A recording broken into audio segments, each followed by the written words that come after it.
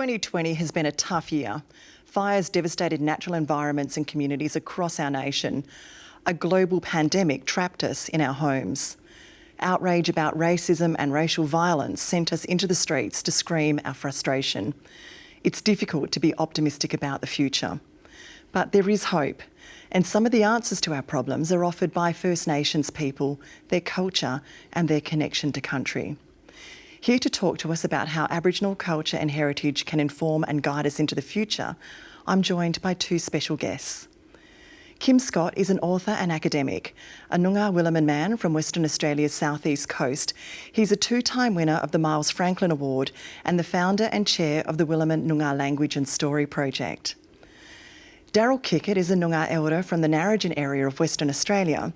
He's contributed to numerous community development programs and is one of the chief investigators of a new ARC-funded project called Healing Land, Healing People. The project aims to investigate biodiversity, conservation and human resilience. Welcome, Darryl and Kim. Thank you for joining us. Lovely to be here, Michelle. So look, it has been an extraordinary year. Can we start by getting you to tell us how 2020 has impacted you? Darryl. Well, 2020 has probably been a pretty scary year when you think about the COVID situation, and in terms of the commencement of our project, and not being able to really get out to the elders until probably after June or July, because of the fear of bringing the virus out to our old people and the community. So we've had to take precautions, and but once we were able to get out to the beautiful landscape of the Dryandra woodlands,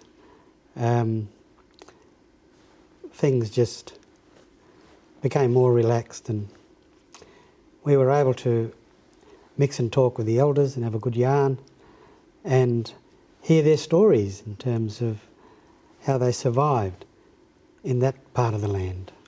I want to hear more about your project in a moment, but before we move there, Kim, can I ask you, how have you been impacted by 2020? Personally, look, I'm a very lucky individual living in this part of WA. So despite the level of imbalance in the Earth's natural systems that have been revealed in a couple of those things, the pandemic and the fires, and the imbalance in social systems, the racism, and that terrible thing that happened at Juukan Gorge also, I think, struck me. Selfishly and individually, I've been able to maintain the sort of work that's very important to me, and part of what we're talking of today, reconnecting with country, hasn't affected that in a large way. So what are some of the takeaways for us all as a society, do you think? What can our culture and heritage do to inform all Australians? Shall I go first? Yeah. I think, look, we've only got a few minutes, so it's a really big question. One thing is it's Aboriginal peoples that first created human society, and this, the most ancient continent on the planet. So that sort of continuity and that balance that's implied between cultural systems and nature have enormous things to offer Australia as a whole. And again, thinking about brevity, place names I think hint at this. I noticed those Australian place names, those colonial place names like Mount Misery, Lake Disappointment, Useless Loop, Starvation Harbour, the Barren Ranges. Most of those are South Coast ones, and they indicate a reluctant or a disconnect with place we're living, an inability to find a nourishing story. Whereas there's numerous examples of songs and stories in ancient languages connected to regional areas of the continent. And that hints at a longer and healthier connection and relationship that perhaps we can all tap into. The problem is, if I can go on a little longer, you don't want to get too glib about this because we've got a history of denigration of Aboriginal culture and heritage. We're moving into something like celebration. But there's an exchange that could happen between Aboriginal and non-Aboriginal peoples there that needs to be considered and looked after to make sure it's not just a repeat of the old exploitation and power relationship that characterises our history, I think. Darryl, what are your thoughts? Well, adding to that, I think, you know, with a place like the Dryandra Woodlands, which is one of the largest conservation areas in the wheat belt, I don't think we've been able to tap into what's there and learn from it. And I think it's a place where, like Noongar people and our clan there, where we can go back to the source of the culture and start to find out things about, you know, why were we there? What, you know, how did we survive? And how did we contribute to the sustainability of the biodiversity? And those are such important questions that we need to find out and share with non-Aboriginal people and other groups in the community, especially with children, you know, to establish that kind of working relationship that brings everyone on board, to actively pursue the sustainability of biodiversity and the sustainability of our culture too. So two-pronged. It's absolutely important for Noongar people to have that connection to country, but how do you think this can also contribute just more generally, broadly across the population for a more sustainable future for Australians? Well, I think there is, what's important is that there has to be some kind of mind shift. Noongar culture, you know, was about keeping it simple and maintaining their laws in relation to land and people. And so if we can share that with non-Aboriginal people and start to look at things like what our relationship is to the plants and animals and what we can do together to help their survival and the survival of the colonies of species, then we might have a chance, you know. Do you think there was a shift after the bushfires with the acknowledgement of the importance of traditional burning practices? I think that was a big thing on the national agenda, and you know, the cool burning and the way to involve families in that burning. I think that's quite critical to bring those kind of practices back too. Yes. Because it has been such a a turbulent year, and we've had a lot of time for reflection. Do you think we are at the cusp of being able to perhaps drive change from an Indigenous perspective?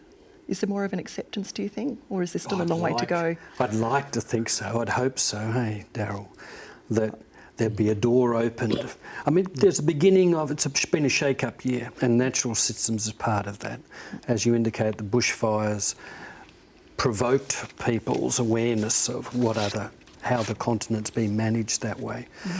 So yes, you'd certainly think things are moving that way, and there's a great opportunity for it, I think. The way we work with the Willem and Noongar language and stories stuff is returning to country, but also returning stories, language, the rhythms of place with people, with a remnant community. You know, 10% survived the first 50 years of colonisation. Many of us are still getting our act together as individuals and particularly as a collective. So there's a whole reunification and reconnection that needs to happen. And I sometimes think about this as Aboriginal cultural heritages are major denominations in the currency of identity and belonging, what it means to belong and who are you here. And I like to use that sort of metaphor, I think it is, of currency, because it means it's talking about exchange. And if, as some would argue, Australia is a shallow, shimmering nation state, just hovering above the continent, it's all those Aboriginal cultural traditions that will anchor us to a continent. That's the big picture. That's what's in it for everyone, if you like. But then I have seen examples of Noongar people reconnecting with their heritages and their country. And despite me sometimes arguing with elders about keeping it small, and forgive me everyone, not necessarily sharing it with non-Aboriginal people, I've had the experience of elders insisting that we do.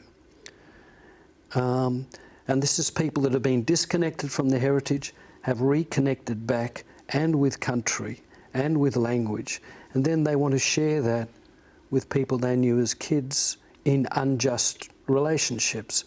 And I think that touches on massive reservoirs of generosity. And I've seen where that happens, and I've thought, no, that's a mistake, but it ends up transforming power relationships where you've got Noongar people sharing their world perspectives, and it means they are suddenly in positions of power. And I've seen pastoral family members crying at being treated so generously. So that's an interesting way of closing the gap, if you like, from the bottom up, or changing power relationships through sharing heritage in generous ways. But we don't want to be glib and silly about it at the same time. Darryl, can you tell us a little bit more about your Healing Land, Healing People project? With the Healing Land, Healing People project, you know, we're starting small with two major families who used to camp in and around Dryandra woodlands and work for the local farmers and establish a strong relationship, in fact, with the local farmers. I remember my grandfather, when he was buried, all the pallbearers were the white farmers he worked for. So that's how strong that relationship was. Yeah. And so trying to understand what we can take forward from that in terms of how we work together to work on the biodiversity sustainability, as well as, you know, regenerating our culture and setting up a way to carry that cultural continuity forward, is pretty exciting. And we've got the two families coming together, and they're establishing their, you know, authority in terms of the leadership of the project. And as we go forward, they invite others in, other Aboriginal families. They invite Wedgula groups in. We've had agreements with the Department of Biodiversity in terms of the work there. And so as we go forward and start to look at where we need to pitch our energies with regards to, you know, the flora and, you know, the wonderful trees there and the animals and the birds, and start to understand with the support of science with Professor Steve Hopper, the history with Professor Anna Habig, and we start to see where we might pitch our energies with regards to starting work on that stuff and working out ways to engage Aboriginal family groups, to work with non-Aboriginal groups, Yeah. Even through perhaps, you know, the idea of the cultural totemship, where we might allocate Yeah. some plants or some animals that people can work on, you know. Well, it sounds like you're both working on absolutely remarkable legacy projects, legacies for future generations, not just for Noongar people, but for all Australians. Yes. We could talk about this all day, but unfortunately we've run out of time. Such a big topic for such a short amount of time, but I really appreciate you sharing your thoughts. And any final words before we wrap up? I want to back up something Darryl was saying. He said we're starting small and building trust. I think starting small and building trust, that's the starting point. Thank you both, and thank you for joining us. We hope everyone stays safe as we approach the end of the year.